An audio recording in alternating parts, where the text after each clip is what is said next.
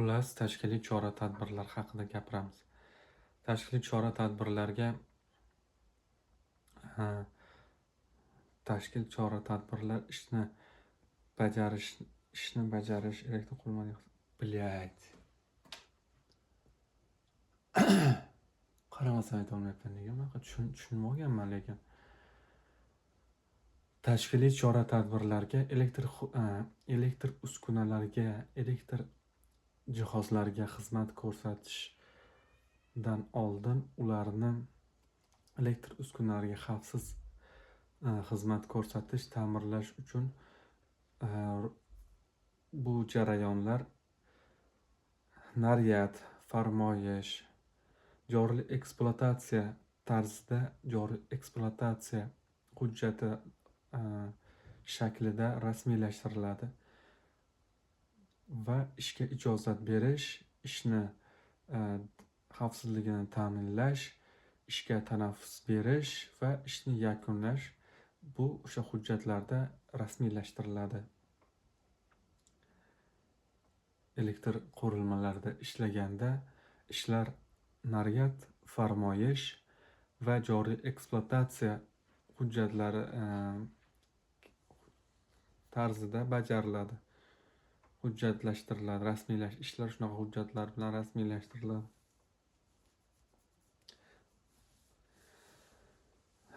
Qaramasam bo'lmaydimi? Savol berishim tarzda savoliga men o'zim to'liq javob berishim kerak. Naryad nima? Naryad bu maxsus blanka. Ishni xavfsiz bajarish uchun ish haqida ma'lumot, ishning joyi, vaqti, brigada a'zolari va ishni xavfsiz bajarish uchun ko'rsatmalar beriladigan maxsus qog'oz hisoblanadi naryad. Ishning joyi, qachon tugatish, qachon boshlangani, nimalar qilgani, kimlar qilgani haqida naryadda yoziladi. Va naryadda qanday ishlar amalga oshiriladi, qanday ishlar naryadda amalga oshiriladi. Naryadda asosan muhim va jiddiy ishlar amalga oshiriladi. Ya'ni elektrik xavfi yuqoriroq bo'lgan ishlar amalga oshiriladi. Asosan yuqori kuchlanishli 1000 voltdan yuqori ishlarda naryad tuziladi. Naryadda qanday ishlar naryad olinadi? Kuchlanish olinmasdan tok o'tkazgichlarning yonida yoki kuchlanib olinib yoki kuchlanib olinmasdan tok o'tkazuvchi qismida, tok o'tkazuvchi jihozlarning qismida yoki kuchlanish olinmasdan tok o'tkazuvchi o'tkazgichlardan uzoqda bajariladigan ishlar uchun naryad tuziladi. Farmoyish nima? Farmoyish ishning joyini, vaqtini, xavfsizlik choralarini haqida tuziladigan buyruq shakli farmoyish. Farmoyish keyinchalik bevosita jurnalga yozib qo'yish sharti bilan telefon orqali ham berish mumkin. Joriy ekspluatatsiya elektr xavfsizlik ishlarini tezkor bu so'zlar kelmayapti, qarashga majbur bo'lyapman. Joriy ekspluatatsiya tezkor xodimlar tomonidan kundalik bajariladigan joriy ekspluatatsiya tezkor xodimlar tomonidan o'ziga biriktirilgan uchastkada bajariladigan ishlar. Qanday ishlar? Tezkor bajariladigan mayda-chuyda ishlar bo'lsa kerak. Endi naryadda javobgar shaxslar. Naryadda ismi keladigan javobgar shaxslar. Ijozat beruvchi, ishning ishning boshlig'i, ishni mansub boshlig'imida ishga javobgar rahbar, ishni javobgar rahbari, kuzatuvchi, ish bajaruvchi, brigada a'zolari. Endi uni har birini unga qo'yiladigan talablar va guruhlar haqida gap ketadi. Uni o'qib beraman. Bu videoni keyin ikki marta ko'rsam, balki tushunarli bo'lar yoki xatolarimni ko'rarman. Naryad farmoyishni beruvchi shaxs ish hajmini va uni bajarilishi zarurligini belgilaydi. Uni xavfsiz bajarilishi mumkinligiga javob beradi va javobgar rahbar ish bajaruvchi yoki kuzatuvchining, shuningdek brigada a'zolarining yetarli malakaga ega ekanligi uchun javob beradi. Naryad beruvchi shaxs mazkur qoidalarda ko'zda tutilgan holatlarda naryadning alohida ko'rsatmalar satrining mazmunini aniqlab berishga majbur.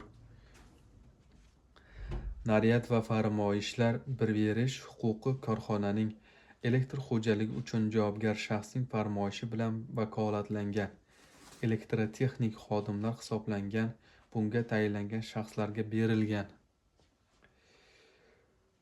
Ko'rsatilgan shaxslar kuchlanishi 1000 voltdan yuqori bo'lgan elektr qurilmalarida elektr xavfsizligi bo'yicha kamida 5-guruhga, kuchlanishi 1000 voltgacha bo'lgan elektr qurilmalarida esa kamida 4-guruhga ega bo'lishi shart.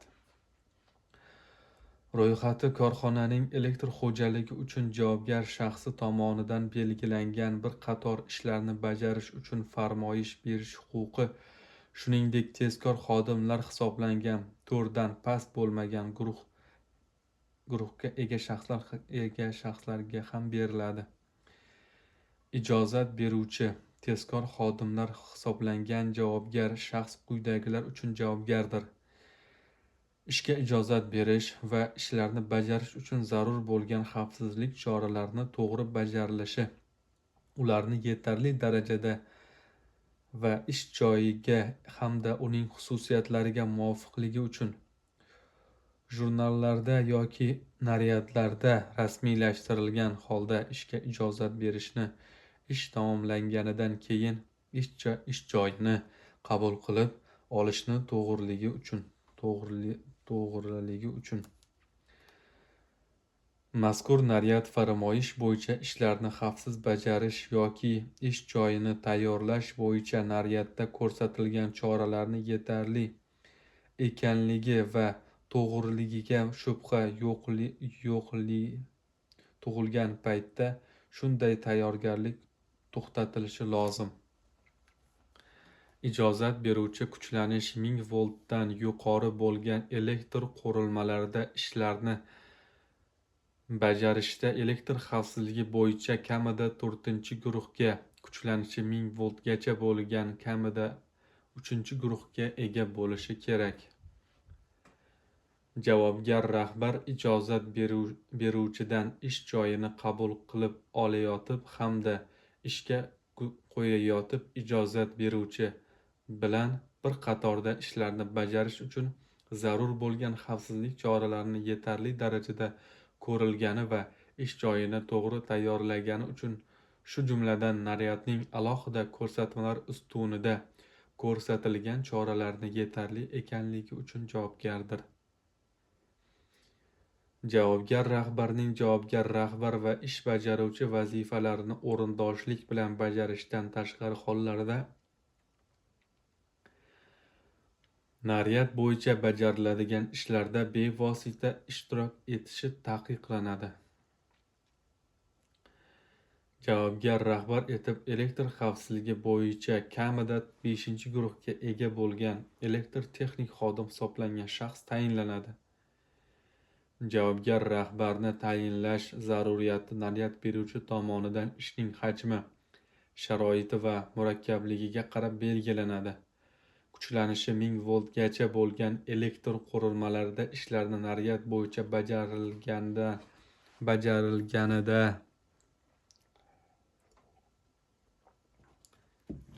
javobgar rahbarni tayinlash talab qilinmaydi. Ish bajaruvchi ijozat beruvchidan ish joyini qabul qilayotgan, uni to'g'ri tayyorlanganligi va ishni bajarish uchun zarur bo'lgan xavfsizlik choralarini bajarganligi uchun javob beradi. Ish bajaruvchi ish bajarish jarayonida rioya qilinishi zarur bo'lgan xavfsizlik choralarini to'g'risida brigada yo'l yo'riq berishga va ularni brigada a'zolari tomonidan bajarilishini ta'minlashga majburdir. Ish bajaruvchining o'zi mazkur qoidalarga rioya qiladi va o'zining brigada a'zolari tomonidan ularga rioya qilinishi uchun javobgar. U asbob-uskuna, takelash va boshqa ta'mirlash jihozlari ishga yaroqli holda ekanligini kuzatib turadi. Ish bajaruvchi, shuningdek, ish joyini o'rnatilgan to'siq, plakatlar, yerga ulagichlarni olinmasligi va ularni o'rni almashtirilmasligi uchun kuzatib turishi shart. Buni chegarasi yo'q bori. Shu darajada murakkab yozadimi? Chalkash yozilganda, chalkash. Murakkab emas, chalkash. Bundan-da soddaroq va aniqroq yozish mumkin-ku. Agar men bu masalalarni, mavzularni yaxshi tushunganimda, masalan, aynan nima mavzu, qaysi xavflar haqida, jarayonlar haqida emas, aynan o'sha ish bilan elektr xavfsizligiga kim javob beradi, kim nima uchun, kimni qanaqa burch va majburiyatlari bor haqida gap ketyapti. Buyruq beruvchi bilan ish bajaruvchilarning vazifa, buyruq, huquq va majburiyatlari haqida gap ketyapti. Shular haqida gap ketyapti. Aynan ular nima qilishga majbur va nima qilish huquqiga ega.